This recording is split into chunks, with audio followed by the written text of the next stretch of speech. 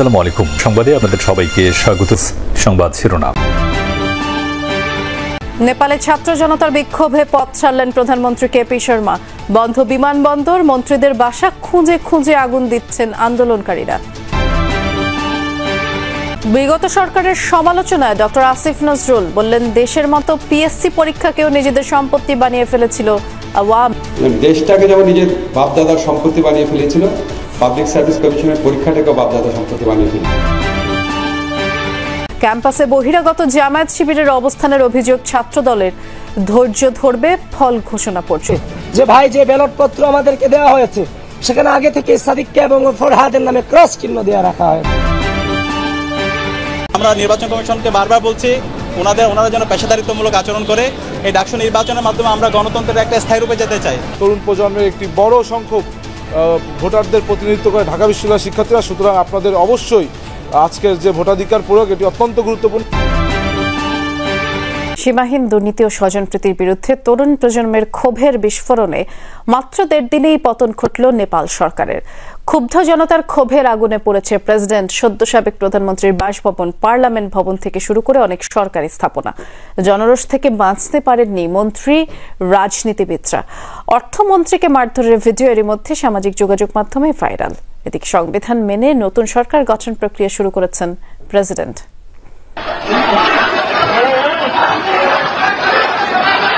মারধরের শিকার হয়ে প্রাণ বাঁচাতে দৌড়ে পালাচ্ছেন তিনি নেপালের অর্থমন্ত্রী বিষ্ণু পোরেল। সরকারের ওপর দীর্ঘদিনের জমানো ক্ষোভের স্ফুলিঙ্গ দেখল নেপাল। মারধরের শিকার হয়েছেন নেপালি কংগ্রেসের প্রেসিডেন্ট শেরবাহাদুরও।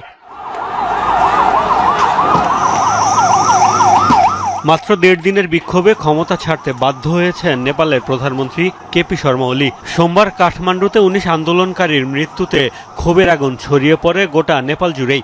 আন্দোলন এতটাই তীব্র হয়ে ওঠে যে টিয়ারশেল, গুলি ছুড়েও জনস্রোত থামাতে পারেনি নিরাপত্তা বাহিনী। ভাঙচুর, অগ্নিসংযোগ হয়েছে সরকারি সব গুরুত্বপূর্ণ স্থাপনাতেই। জনরোষ থেকে রেহাই পাচ্ছে না রাজনীতিবিদরাও। এর আগে প্রধানমন্ত্রীর বাসভবনে আগুন দেয় ক্ষুব্ধ জনতা, চালায় ভাঙচুর। তরুণ আন্দোলনকারীদের ক্ষোভ থেকে রক্ষা পায়নি পার্লামেন্ট ভবনও। এদিন নেপালের তরুণদের ক্ষোভের আগুনে পুড়েছে প্রেসিডেন্ট, বিভিন্ন মন্ত্রীসহ অনেক রাজনৈতিক নেতার বাড়ি। যদিও অনেক নেতাকর্মী ও তাদের পরিবারের সদস্যদের আগেই হেলিকপ্টারের মাধ্যমে নিরাপদে সরিয়ে নেয় দেশটির সেনাবাহিনী। অস্থিতিশীল পরিস্থিতিতে বন্ধ করে দেয়া হয়েছে বিমানবন্দরের সব ধরনের ফ্লাইট। কেপি শর্মার পদত্যাগ গ্রহণ করেছেন প্রেসিডেন্ট রামচন্দ্র পোরেল। এরই মধ্যে দেশটির বিদ্যমান সংবিধানের অধীনে নতুন সরকার গঠনের তোড়জোড়ও শুরু হয়েছে বলে জানিয়েছে তার দফতর। তবে সে পর্যন্ত দায়িত্ব পালন করবে বর্তমান মন্ত্রিসভা। সামাজিক মাধ্যম নিষিদ্ধের জেরে বিক্ষোভ শুরু হলেও মূলত রাজনীতিবিদ, সরকারি কর্মকর্তা ও ব্যবসায়ীদের সীমাহীন দুর্নীতি আর স্বজনপ্রীতির অভিযোগে তরুণদের মাঝে দীর্ঘদিন ধরেই ক্ষোভ বাড়ছিল, যার চূড়ান্ত বিস্ফোরণ দেখা গেছে গত 1.5 দিনে। দেশের মতো পিএসসি পরীক্ষাকেও নিজেদের বাপদাদার সম্পত্তি বানিয়ে ফেলেছিল আওয়ামী লীগ, এমন মন্তব্য করেছেন আইন উপদেষ্টা আসিফ নজরুল। সন্ধ্যায় রাজধানীর বাংলাদেশ চীন মৈত্রী সম্মেলন কেন্দ্র বিপিএসসি আয়োজিত সরকারি কর্ম কমিশনের প্রতিবন্ধকতা সংকট উত্তরণের চ্যালেঞ্জ শীর্ষক সেমিনারে কথা বলেন তিনি। পিএসসি সংস্কার প্রস্তাব বাস্তবায়নের পাশাপাশি জানিয়েছেন বেসরকারি খাতে নতুন নতুন কর্মসংস্থানের প্রত্যাশার কথা। প্রধান অতিথি doctor Saleh Uddin Ahmed soft moral training এর উপর গুরুত্ব দেন। বলেন, সৎ মানুষ তৈরি করতে না পারলে দেশ আগাবে না। একই সেমিনারে বিদ্যুৎ উপদেষ্টা মোহাম্মদ ফজল কবির খান বলেছেন, অল্প সময় দেশের মৌলিক পরিবর্তনের জন্য যথেষ্ট নয়, তারপর দেশকে এগিয়ে নেওয়ার চেষ্টা চলছে।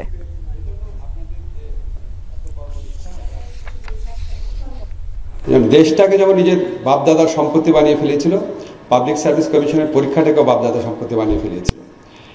তারপরও তাদের ক্ষুধা মিটে নাই। আপনাদেরকে কনফিডেন্টলি বলতে পারি, আমরা পাবলিক সার্ভিস কমিশনে যে নিয়োগগুলো দিয়েছি সর্বমহলে প্রশংসিত হয়েছে। আমাদের দরকার খুব নিষ্ঠা, সততা, দেশপ্রেম, সাথে সাথে দক্ষ লোক। ফরিদপুরের ভাঙ্গায় সংসদীয় আসন পুনর্বিন্যাসের প্রতিবাদে ডাকা অবরোধ 11 ঘণ্টা পর তুলে নিয়েছেন বিক্ষোভকারীরা। ঢাকা, খুলনা, ঢাকা, বরিশাল, যশোর, ভাঙ্গা, বরিশাল মহাসড়কে গাছ ফেলে টায়ার জ্বালিয়ে অবরোধ করেন বিক্ষোভকারীরা। 21 জেলার যান চলাচল এতে করে বন্ধ হয়ে যায়। ভোগান্তিতে পড়েন যাত্রীরা। পরে সন্ধ্যায় অবরোধ তুলে নেন তারা। দিনভর ভোটে অনিয়মের পাল্টাপাল্টি অভিযোগ করেছেন ছাত্রদল ও শিবির সমর্থিত প্রার্থীরা। ছাত্রদলের অভিযোগ, ব্যালটে শিবির প্রার্থীদের ভোট দেয়া ছিল। অন্যদিকে শিবির প্রার্থীদের অভিযোগ, অনিয়ম করে কেন্দ্রে প্রবেশ এবং ভোটের প্রচারণা চালিয়েছে ছাত্রদল। নির্বাচন কমিশন বলছে ছাত্রদলের আচরণবিধি ভঙ্গ করার তথ্য পাওয়া যায়নি। অন্যদিকে বৈষম্য বিরোধী বাম ও স্বতন্ত্র প্রার্থীদের বড় ধরনের কোনো অভিযোগ ছিল না।